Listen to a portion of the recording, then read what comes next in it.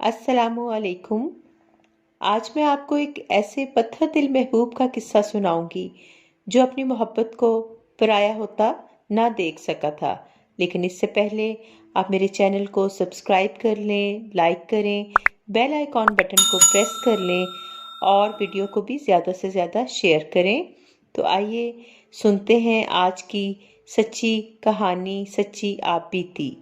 मेरे मियाँ वापडा में एसटीओ के ओहदे पर फाइज हैं। 2 बरस कबल उनकी ट्रांसफ़र एक बड़े से गांव में हुई। जल्द ही हमें गांव से बाहर एक साफ सुथरी आबादी में घर मिल गया। मेरी बेटी नूर तो अभी 2.5 साल की थी, अलबत्ता 5 साल अजान को हमने वहीं इंग्लिश मीडियम स्कूल में दाखिल करा दिया।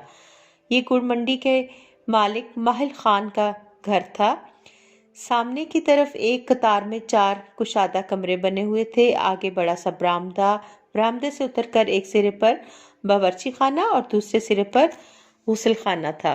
कच्चे वसी सहन में अमरूद, लुकाट, अलूचे और नाशपाती के दरख्त लगे हुए थे। दरमियानी छोटी दीवार के दूसरी तरफ माहिल खान का अपना वसी और अरीज घर था। उनकी एक बेटी गुलवरीना शादीशुदा थी, जबकि दूसरी 18 साल मोमना थी। उनकी नरीना औलाद कोई नहीं थी।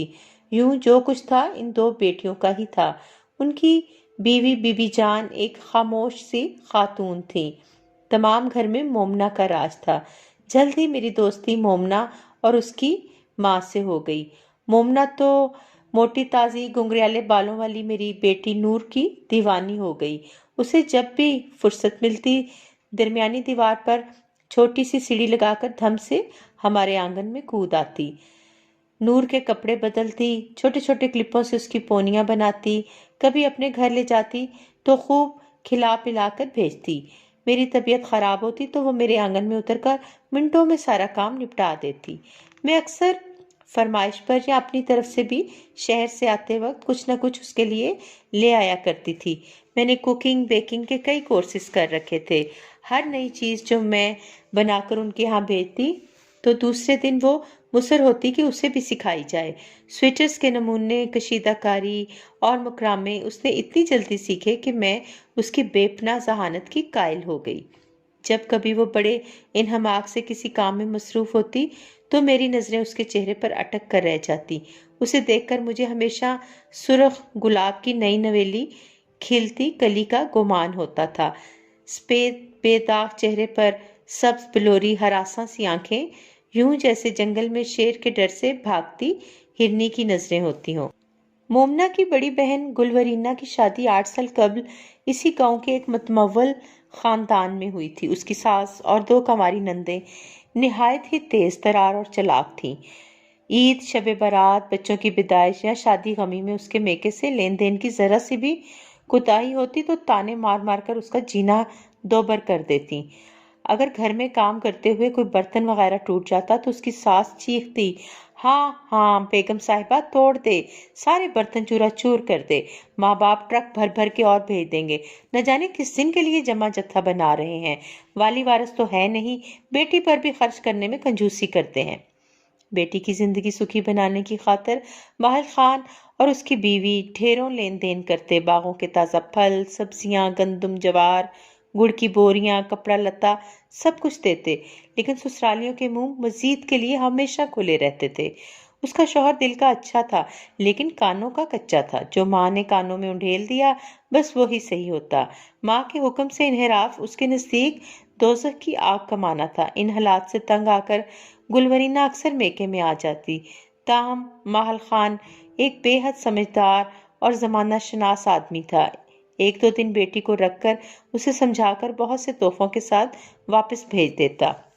ससुराल में उसका देवर हसन खान ही उसका अकलौता हमदर्द था, जो उसके साथ होने वाली ज्यादतियों पर आवाज बुलंद करता, बहनों को बुरा भला कहता, माँ को समझाने बैठ जाता। कभी कभी बड़े भाई से भिड़ जाता कि वो अगर अच्छा बेटा है तो अच्छा शौहर क्यों नहीं बन जाता। अपनी भतीजियों पर जान छिड़कता। गुलवरीना का एक और सबसे बड़ा कसूर 3 बेटियों की बेदरपे पैदाइश भी था। हसन खान इनके बारे में एक लफ्ज भी सुनने का रवादार न था। वो अपनी भाभी की दिलजोई भी करता, भाभी थोड़ा सा बर्दाश्त कर लें, ये 2 चुड़ैलें जल्द ही ब्याही जाएंगी, फिर मेरी बीवी आएगी तो आप दोनों माँ के मुकाबले में 2 हो जाएंगी। پھر اماں سہم کر ایک طرف بیٹھ جائیں گی۔ حسن خان بھابھی کو دلاسے دیتا۔ مومنہ اکثر اپنی آپا سے ملنے جاتی یا گلورینہ خود بیمار ہوتی یا بچیاں بیمار ہوتی تو مومنہ کو بلا لیتی۔ اسی آمد و رفت میں نہ جانے کون سا لمحہ تھا جب حسن خان اور مومنہ کے دلوں میں کچھ انجانے جذبوں نے جنم لے لیا۔ پاس سے گزرتے ہوئے زیر لب محبت بھرے جملوں کا تبادلہ، شرمیلی مسکراہٹ، والہانہ نظروں کا تعاقب۔ مومنہ آئی ہوئی تھی تو حسن خان بہانے سے اب مومنہ کے گھر آنے لگا تھا۔ جب مومنہ کی ہر بات میں حسن خان اور آپا کے گھر کا ذکر ہونے لگا تو مجھے شبہ ہوا اور ایک روز میں نے اس سے گلوا لیا، تو دال میں کچھ کالا ہے، اب جلدی سے بتا یہ معاملہ کیا ہے؟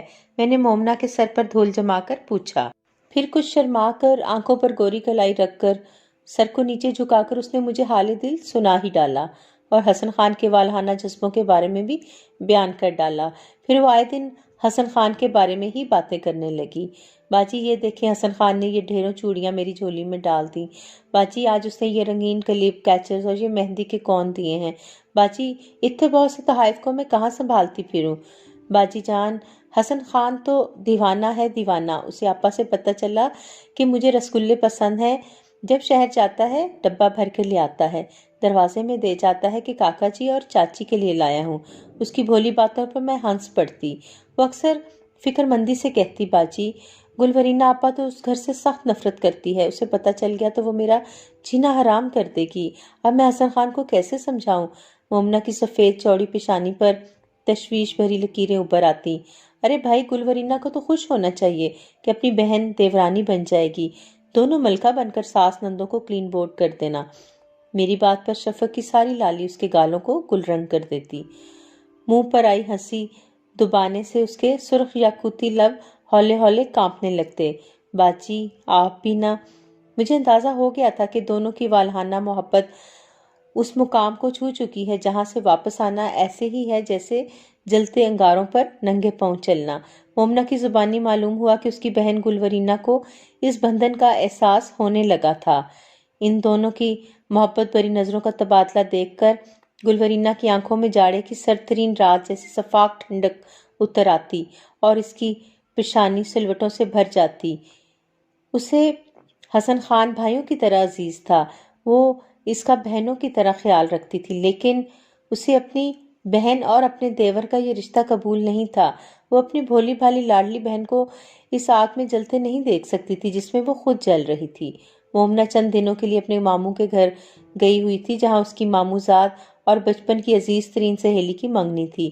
بی بی جان روزانہ دیوار کے ادھر سے میرا حال پوچھتی، لیکن مومنہ کے بغیر عجیب خالی پن کا احساس ہو رہا تھا۔ ننھی نور الگ مومو مومو کہہ کر کلاتی پھر رہی تھی۔ بی بی جان آخر یہ مومنہ کی بچی کب آئے گی؟ اگر میری بیٹی بیمار پڑ گئی نا تو میں اس بھوتنی کو زندہ نہیں چھوڑوں گی۔ بس اب بلا بھی لیں۔ پھر 2 روز بعد ہنستی مسکراتی بالوں کی لمبی چوٹی گھماتی مومنہ ہمارے آنگن میں آ کھڑی ہوئی اور نور کو دیوانہ وار چومتی سارے آنگن میں چک پھیریاں کرتی میرے گلے لگ گئی۔ باجی جان سچ آپ سب بہت یاد آ رہے تھے، پر وہ کشمالہ چڑیل مجھے آنے ہی نہیں دے رہی تھی۔ صرف ہماری یاد آ رہی تھی یا؟ باجی آپ، اس سے شرما کر نازک ہاتھ چہرے پر رکھ لیے۔ ہمارے آنگن میں لگے الوچے اور ناشپاتی کے درختوں پر سفید اور گلابی شگوفے کھل اٹھے تھے جن پر سارا دن چڑیاں چہچہاتی رہتی۔ شہد کی مکھیاں اور بھنورے بھی منڈلانے لگے۔ رنگ برنگے پھولوں نے کیاریوں میں سر اٹھا کر سارے ماحول کو گل رنگ بنا ڈالا تھا۔ میں کمرے میں بستر ٹھیک کر رہی تھی کہ بی بی جان کی طرف کی دیوار سے کوئی دھڑام سے ہمارے آنگن میں کود آیا۔ ہڑبڑا کر میں باہر نکلی تو مومنہ کیاری سے ایک سرخ نازک سی کلی توڑ کر چہرے کے نزدیک گھما رہی تھی۔ ایک نرم اور شرمیلی مسکراہٹ اس کے چہرے پر جلملا رہی تھی۔ اللہ خیر، بڑی مسکراہٹیں بکھیر رہی ہو، ماجرا کیا ہے؟ شش، ہونٹوں پر انگلی رکھ کر اس نے اپنے گھر کی طرف اشارہ کیا۔ ذرا ہمارے آنگن میں جھانک کر دیکھو تو کون آیا ہے؟ اپنی آنکھوں کو کلائی سے ڈھانپتی وہ منہ موڑ کر کھڑی ہو گئی۔ اپنے لمبے قد کا فائدہ اٹھاتے ہوئے میں نے چند اینٹیں دیوار کے ساتھ لگا کر دوسری طرف جھانکا۔ دور درختوں کی گھنی چھاؤں تلے سرخ پایوں والے پلنگ پر رنگین چادریں بچھی تھیں جن پر گاؤ تکیوں کے ساتھ ٹیک لگائے گلورینہ کی ساس، 2 نندے اور ایک چچی ساس بڑے ٹھسے سے براجمان تھیں۔ سامنے بڑی ساری میز پر چائے کے انواع و اقسام کے لوازمات رکھے تھے۔ بی بی جان اور 2 ملازمائیں پلیٹیں اٹھا کر ان کے سامنے پیش کر رہے تھے۔ مجھے یہ لوگ ایک آنکھ نہیں بھاتے تھے۔ ان کی شاطر و مکار نگاہیں ایک تفاخر و تنتنے کے ساتھ یہاں سے وہاں گھوم رہی تھی۔ بعد میں بی بی جان نے بتایا کہ یہ لوگ حسن خان کے لیے مومنہ کا ہاتھ مانگنے آئے تھے۔ بی بی جان نے ان سے سوچنے اور صلاح مشورہ کرنے کے لیے وقت مانگا تھا۔ ویسے وہ خود کچھ آمادہ نظر آ رہی تھیں۔ ان کا خیال تھا دونوں بہنیں ساتھ ہوں گی تو گلورینہ کی حالت میں بھی سدھار آ جائے گا۔ مومنہ کے ہونٹوں پر ہنسی بکھر گئی تھی۔ چند دن اسی طرح گزر گئے۔ اچانک ایک دن گلورینہ چھوٹی بیٹی کو گود میں اٹھائے اپنے گھر کے آنگن بیچ آ کھڑی ہوئی۔ بی بی جان، تم لوگوں نے کیا سوچ کر انہیں مہلت دی ہے؟ کیا تم سب کو میری جلتی بھنتی زندگی نظر نہیں آ رہی؟ مجھے اس گھر میں سوائے رونے جلنے کڑنے کے اور کیا ملا جو اپنا بچا کچا سرمایہ بھی داؤ پر لگا دینا چاہتے ہو؟ یاد رکھیں میرے جیتی جی میری معصوم بہن ان ظالموں کے ہتھے نہیں چڑھے گی۔ مومنہ کا نازک وجود کسی سوکھے پتے کی طرح آندھیوں کی زد میں تھا۔ وہ وحشی ہرنی کی طرح گھائل نظروں سے ماں اور بہن کی طرف گھبرا گھبرا کر دیکھ رہی تھی۔ اس دن میرے کمرے میں بیٹھ کر وہ بلک بلک کر روئی تھی۔ باجی، میں کسی اور کے سنگ ڈولی میں بیٹھنے کا سوچ بھی نہیں سکتی۔ میں کیا کروں؟ شام کو جب گلورینہ واپس سسرال جانے لگی تو اپنی دانست میں اس نے اپنے سسرالیوں کو شکست دے دی تھی، ان سے اپنی بے عزتیوں کا بدلہ لے لیا تھا، لیکن اسے کیا معلوم تھا کہ وہ آج 2 معصوم دلوں کا خون کر کے جا رہی ہے۔ مائل خان اور بی بی جان نے بیٹی کے بگڑے تیور دیکھ کر اس رشتے سے انکار کر دیا اور ساتھ ہی اپنے بھتیجے انور خان کو مومنہ کا رشتہ دینے کا اعلان بھی کر دیا۔ اگلے ہی ہفتے مومنہ کی منگنی کی رسم بھی ادا کر دی گئی۔ اس روز مومنہ میرے گھر کے ایک گوشے میں بیٹھی تمام دن روتی رہی تھی۔ میں تقریب میں تو شریک ہوئی لیکن دل مومنہ ہی میں اٹکا ہوا تھا۔ نور کی دودھ کی بوتل لانے کا بہانہ کر کے میں گھر آئی۔ باجی، مجھے زہر لا دیں یا میرا گلا گھونٹ دیں، میں حسن خان کے سوا کسی کی ڈولی میں بیٹھنے کا سوچ بھی نہیں سکتی۔ باجی باجی، میرا سینہ پھٹ جائے گا، اے خدا، انور خان کے گھر جانے سے پہلے مجھے موت دے دے۔ مومنہ پھوٹ پھوٹ کر رونے لگی۔ شدت غم سے میرا دل بھی پھٹا جا رہا تھا، پر میں جانتی تھی اب وہ مر کر بھی کسی دوسرے کا نام زبان پر نہیں لا سکتی۔ اب مجھے اسے ان طریق راہوں میں بھٹکنے سے بچانا تھا۔ ارے پگلی، کیا حسن خان اور کیا انور خان، شادی کے بعد سارے مرد صرف خاوند بن جاتے ہیں، اور اس خاوند یا آقا کے پیچھے پیچھے بلا کسی چون چرا کے سر جھکا کر چلنا عورت کا مقدر بن جاتا ہے۔ جس دن کوئی محبوبہ اپنے عاشق کی ڈولی میں بیٹھ کر اس کی دہلیز پار کرتی ہے، اسی وقت محبوب کی محبت، والہانہ پن اور جذبوں کی شدت دوسرے دروازے سے باہر نکل جاتی ہے، اور تیرا تو مقدر بن رہا ہے۔ چاند ستارے تیری جھولی میں گرنے والے ہیں۔ انور خان کی اونچی وسیع حویلی، 200 جریب زمین، نوکر چاکر اور اکلوتا بیٹا، واہ کیا قسمت لے کر آئی ہو۔ چھوڑو حسن خان کو، وہ اس کی پھاپا کٹنی ماں، مکارو چلاک بہنیں، 2 دن میں تیری ساری محبت اڑن چھو ہو جاتی۔ بس بس باجی، اب ایک لفظ بھی نہ کہنا ورنہ میرا اعتبار اٹھ جائے گا آپ پر سے۔ منہ پر ہاتھ رکھ کر وہ اندر بھاگ گئی اور اپنے ہی کہے ہوئے الفاظ کی بازگشت مجھے چڑھانے لگی۔ اس دن کے بعد سے میں نے مومنہ کی ہنسی نہ سنی۔ اس کے سرخ سیبوں جیسے گالوں پر زردیوں نے بسیرا کر لیا۔ ادھر بی بی جان نے زور و شور سے شادی کی تیاریاں شروع کر دیں۔ میں بھی ان کی پوری مدد کرنے لگی۔ جب میں اس کے جہیز کی کسی چیز پر تبصرہ کرتی تو مومنہ ایسی گھائل نظروں سے دیکھنے لگتی کہ میں چند لمحوں کے لیے کانپ جاتی۔ حسن خان کے بارے میں مجھے پتا چلا کہ وہ بالکل بت بن کر رہ گیا ہے۔ میں اکثر سوچتی اس سنگلاخ چٹانوں والے دیس کے باسی بھی اسی طرح پتھر دل ہوتے ہیں۔ رواج و روایات کی اس اونچے قلعے کی پتھریلی دیواروں سے محبت کرنے والے سروں کو ٹکرا ٹکرا کر لہو لہان کر جاتے ہیں، لیکن اصولوں کی اس دیوار میں معمولی سا شگاف بھی نہیں پڑتا۔ گلورینہ کے سسرال والوں نے اس پر طعن و تشنیع کے تیر برسانے شروع کر دیے تھے۔ ان کی انا اور غرور کو ٹھیس پہنچی تھی۔ ان کی نظریں مال خان کی دولت پر تھیں۔ اس دولت کی وارث دونوں بیٹیاں تھیں۔ جو کچھ تھا بہوؤں کے ذریعے ان کی تفویض میں آتا تھا، ورنہ انہیں نہ گلورینہ سے واسطہ تھا نہ مومنہ کی چاہ تھی۔ اس روز مومنہ کی مہندی تھی۔ معلوم نہیں کیوں صبح سے کچھ انجانے خدشات کی پرچھائیاں میرے وجود پر چھائی ہوئی تھیں۔ اتنی پیاری، اتنی مخلص لڑکی کے بچھڑ جانے کا غم اور کچھ اس کی معصوم محبت کے پارا پارا ہونے کا دکھ مجھے بے حال کر رہا تھا۔ میں نے اس کے جہیز کے سارے کپڑوں پر دوپٹے ٹانگ کر برتنوں اور زیور وغیرہ کے ساتھ ہال کمرے میں سجا کر اسے تالا لگایا اور چابی گلورینہ کو دے دی۔ پھر میں تھکی تھکی سی نور کو گود میں لیے مومنا کے پاس آ گئی۔ چھوٹے سے نسبتاً اندھیرے کمرے میں ہلکی پیلی چادر اوڑے وہ خاموش اپنے مہندی رچی ہتھیلیوں میں نہ جانے کیا تلاش کر رہی تھی۔ شاید تقدیر کی لکیروں میں سے معجزے کی کسی پتلی سی لکیر کی متلاشی تھی۔ اس کے چہرے پر زردیوں کا رقص تھا۔ لٹی پھٹی ویران سی مومنا کو دیکھ کر میرا دل بھر آیا۔